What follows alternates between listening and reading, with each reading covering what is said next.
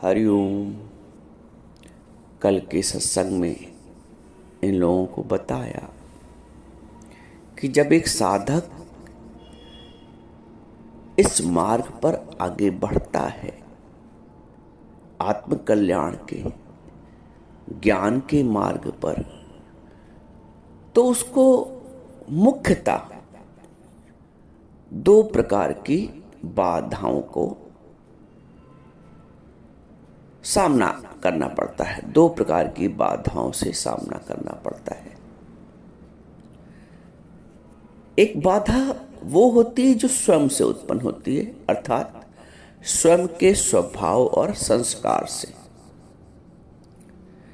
और एक बाधा संसार से उत्पन्न होती है, प्रकृति से,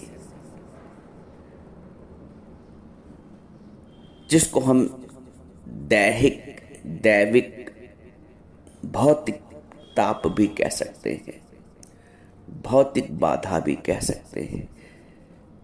मुख्यतः दो प्रकार की बाधाएं, एक स्वभाव संस्कार से, स्वयं के स्वभाव संस्कार से उत्पन्न बाधाएं, और दूसरा संसार से, संसार के अंतर्गत दैविक भौतिक बाधाएं आ गई। अब यदि हम इसको और अच्छे से समझें तो जो स्वभाव, स्वयं के स्वभाव संस्कार से उत्पन्न बाधाएं हैं, उनको हम नियंत्रित बाधाएं कह सकते हैं, जिस पे नियंत्रण सरलता से किया जा सकता है। और जो संसार से उत्पन्न बाधाएं हैं, दैविक भौतिक, इनको हम अनियंत्रित बाधाओं के वर्ग में रख सकते हैं कुछ समय के लिए। अभी हम आगे समझेंगे कि कैसे ये नियंत्रित है स्वभाव संस्कार की बाधाएं, और कैसे संसार की बाधाएं अनियंत्रित हैं। जबकि एक बात यह भी सत्य है कि ब्रह्म ज्ञान के साधक के लिए ये दोनों ही बाधाएं नियंत्रित करने योग्य हैं, और एक पुरुषार्थी साधक इनको नियंत्रण भी कर लेता है। लेकिन आरंभ में हमने इसको दो वर्ग में रखा है, पहला नियंत्रित करने वाली बाधाएं और दूसरा अनियंत्रित बाधाएं, अनकंट्रोल्ड। अब देखिए, आदमी का स्वभाव क्या है? वो अपने विषय रस के अनुसार अपना बर्ताव करता है। कामी पुरुष है तो काम वासना की ओर भागता है, क्रोधी है तो क्रोध जनित व्यवहार करता है, क्रोध जनित स्वभाव को उत्पन्न करता है। धन का लोभी है तो लोभ युक्त व्यवहार करता है, उसका संपूर्ण जीवन माया के लोभ में, धन के लोभ में, संग्रह की प्रवृत्ति में जाता है। इस चक्कर में वो अन्य लोगों से बिगाड़ भी कर लेता है। इस चक्कर में वो अनेक तरह के पाप भी कर डालता है, लोभ के वश आकर, लालच के वश आकर। मोह सकल व्याधिन का मूल, हम सब ने सुना है। मोह भी स्वभाव से उत्पन्न होता है। मोह भी एक विषय रस है। जितने भी योगी हैं, त्यागी हैं, वैरागी हैं, वो इन 5 विषयों पे नियंत्रण करते हैं। शब्द पे, स्पर्श पे, रूप रस गंध, या 5 विकार, काम क्रोध मोह लोभ अहंकार, ये बने इसलिए है कि इन पे नियंत्रण किया जा सके। भाई, गाड़ी की ब्रेक क्यों बनी है? गाड़ी की ब्रेक इसलिए बनी कि गाड़ी को नियंत्रण किया जा सके। ये विषय विकार बने ही इसलिए हैं कि इनको नियंत्रण करके हम आगे बढ़ पाए ज्ञान के मार्ग में, आत्म कल्याण के मार्ग पर, आत्म अनुभूति के मार्ग पर हमें आगे बढ़ना है, एक साधक को आगे बढ़ना है। तो ये जो विषय रस हैं या जो विकार हैं, इन पे नियंत्रण होना बहुत आवश्यक है। अब यदि ब्रह्म ज्ञान नहीं है, आत्मज्ञान नहीं है, क्योंकि जो आत्मज्ञान है, जो ब्रह्म ज्ञान है, उसी में इतना सामर्थ्य है कि एक साधारण सा साधक योगी बन सकता है, इन विकारों को नियंत्रित कर सकता है, विकार जनित इन बाधाओं को नियंत्रित कर सकता है, विषयों से उत्पन्न इन बाधाओं को नियंत्रित कर सकता है। यदि आप में काम का वेग है, आरंभ की अवस्था में एक साधक जब भी इस मार्ग पे आता है तो शुरुआत 0 से होती है, 0 से। वो ज्ञान का भी श्रवण कर रहा है, ज्ञान को भी अपना रहा है और विषय रस या विकार अपनी ओर खींच रहे हैं। लेकिन जब ज्ञान इतना प्रभावशाली हो जाता है तो काम निष्प्रभावी हो जाता है, आप सफल हो जाते हो रोकने में। तो इसको नियंत्रित कर सकते हैं, इसलिए मैं कहता हूं ये नियंत्रित करने वाली बाधा है। ऐसे ही क्रोध है, बहुतों को क्रोध होता है, लेकिन ज्ञान सुनते सुनते सुनते सुनते सुनते सुनते उनका जो क्रोध वाला स्वभाव है ना, वो धीरे धीरे धीरे धीरे समाप्त होने लगता है और शांत चित्त हो जाता है। इसको भी नियंत्रित कर सकते हैं। हम सब ने ऐसा अनुभव किया है, संभव है, नियंत्रण के योग्य है। धन का लोभ है, संसार की वस्तुओं का लोभ है, इस पर भी हम ज्ञान के माध्यम से नियंत्रण कर सकते हैं। जब हम अपने आत्म तत्व को महत्व देते हैं, ज्ञान के वशीभूत हो जाते हैं, ज्ञान का लोभ जागृत हो जाता है, गुरु की वचनों का लोभ जागृत हो जाता है, तो संसार का लोभ धीरे धीरे स्वतः ही कम होता जाता है और एक दिन समाप्त भी हो जाता है। तो ये भी नियंत्रित करने योग्य है और कर भी लेते हैं साधक लोग। लोभ कोई बड़ी बात नहीं, काम कोई बड़ी बात नहीं, क्रोध कोई बड़ी बात नहीं। जैसे से ज्ञान प्रभावी होता जाता है, ज्ञान बलशाली हो जाता है, सारे विकार कमजोर पड़ जाते हैं। ज्ञान बलशाली हुआ, विकार कमजोर हो गए।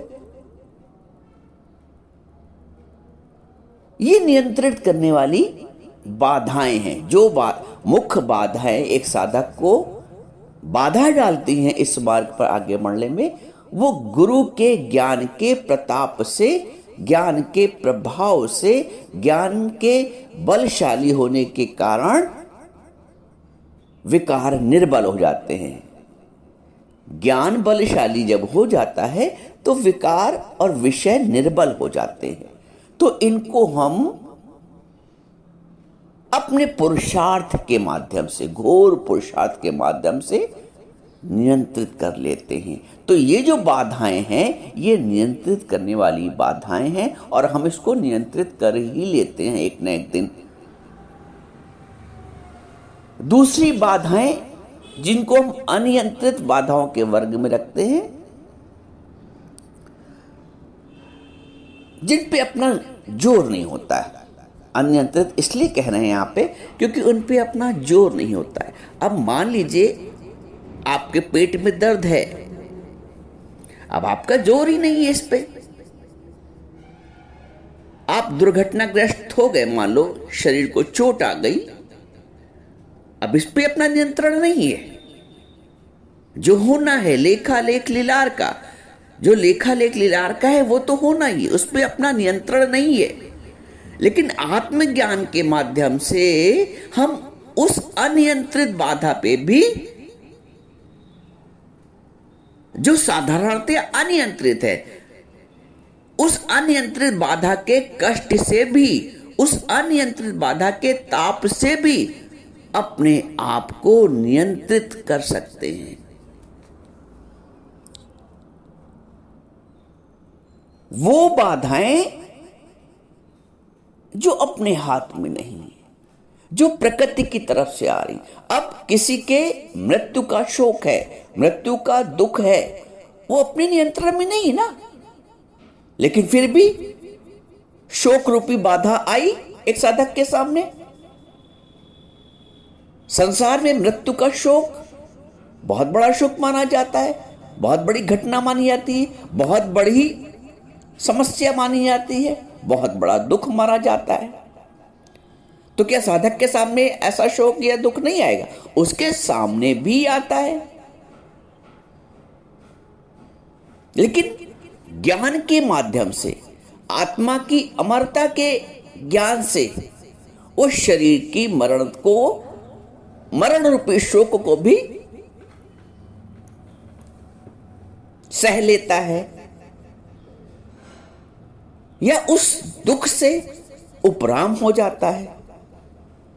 तो कुछ अनियंत्रित बाधाएं हैं, अनियंत्रित कष्ट हैं जो अपने हाथ में नहीं होते हैं, फिर भी जीवन में आते हैं।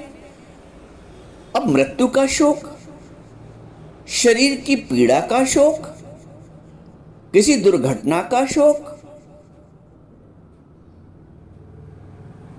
सूखा, बाढ़, भौतिक जो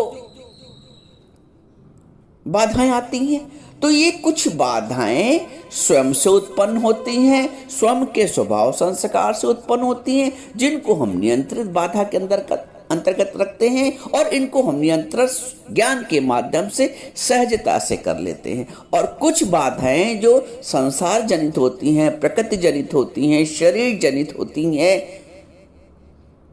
दैहिक होती हैं, दैविक होती हैं, भौतिक होती हैं, जो बाधाएं अपने हाथ में नहीं है,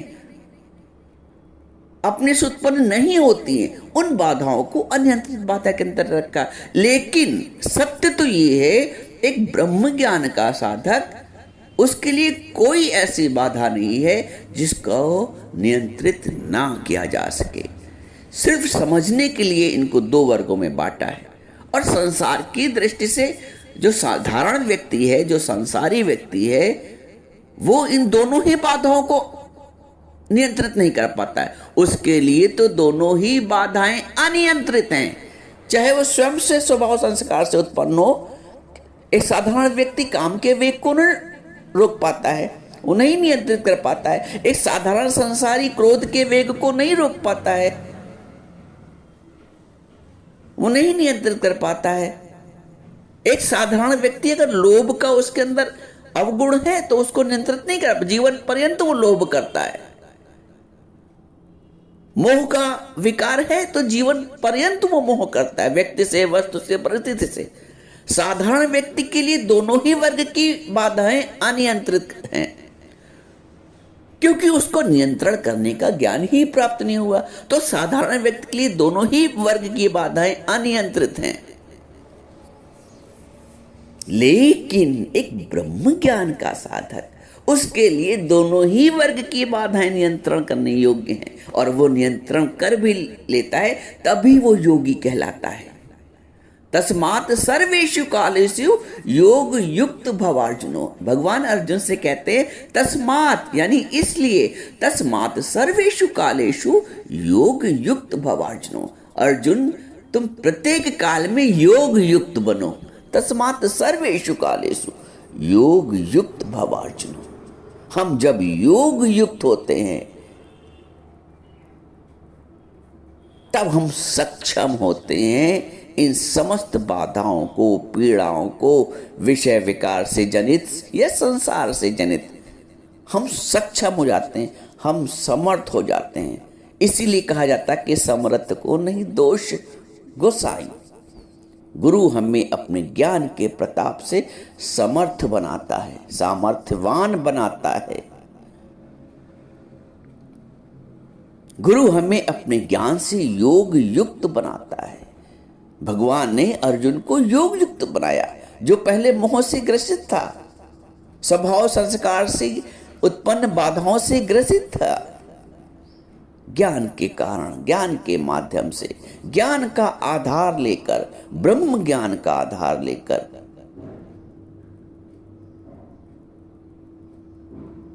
उसने इन बाधाओं पे विजय प्राप्त कर ली। हम भी जब गुरु के मुख से इस ब्रह्म ज्ञान का, इस उत्तम से उत्तम ज्ञान का श्रवण करते हैं, राज विद्या राजगुह्यम, ये तो राज विद्या है, समस्त विद्याओं की राजा है ब्रह्म विद्या। राज विद्या भगवान इसको बोलते हैं 9वें अध्याय में, राज विद्या राजगुह्यम पवित्रमिदम उत्तमम, पवित्रों में पवित्र विद्या है, उत्तम में उत्तम विद्या है, समस्त विद्याओं की राजा है। तो जब ऐसी विद्या का ग्रहण करते हैं, श्रवण करते हैं, तब हम सामर्थ्यवान हो जाते हैं कि हम दोनों प्रकार की बाधाएं, जिसको संसारी अनियंत्रित समझता है, उसको हम सहजता से नियंत्रित करने में समर्थ हो जाते हैं, सक्षम हो जाते हैं। तो निष्कर्ष ये है, एक सच्चे साधक के लिए, सच्चे पुरुषार्थी के लिए, सच्चे आत्मज्ञानी के लिए कोई ऐसी बाधा नहीं है, चाहे वो स्वभाव संस्कार से जनित हो, चाहे संसार से जनित हो, चाहे वो दैहिक हो, दैविक हो, भौतिक हो, कोई ऐसी बाधा नहीं है जिस पे वो नियंत्रण ना कर सके। वो सामर्थ्यवान हो जाता है, वो सक्षम हो जाता है, वो सफल हो जाता है इन बाधाओं को पार करने में और आत्मज्ञान में स्थित हो जाता है।